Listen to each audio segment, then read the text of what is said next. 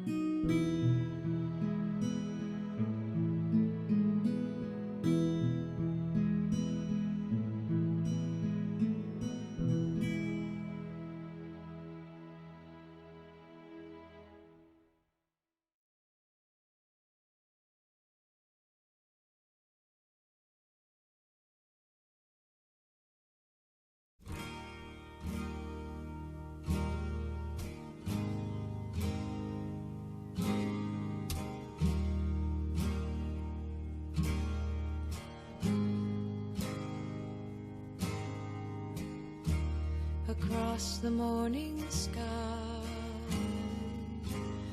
All the birds are leaving.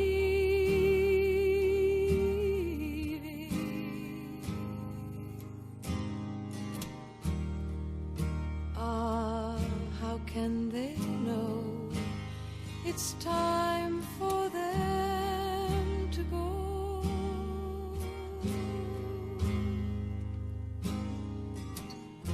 Before the winter fire, we'll still be dreaming. I do not count the time.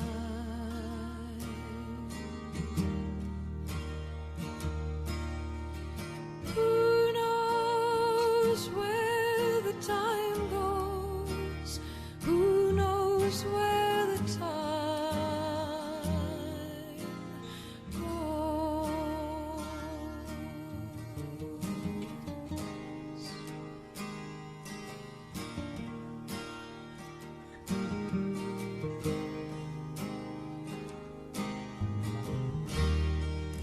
Sad, deserted shore, your fickle friends are leaving.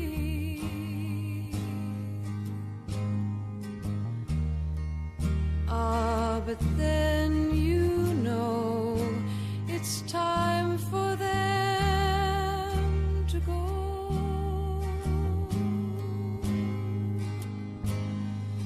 But I will still be here. I have no thought of leaving. I do not count the time.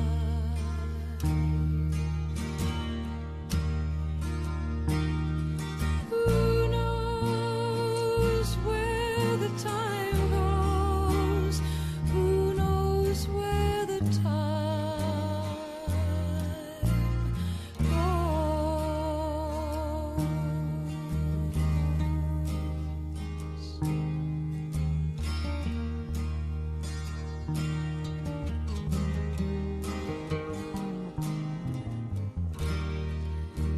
and I'm not alone while my love is near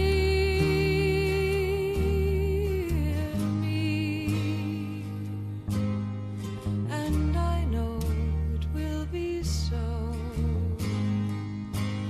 till it's time to go.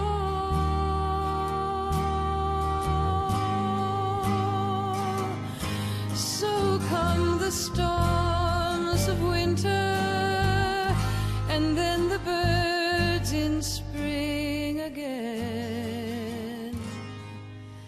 I do not fear the time.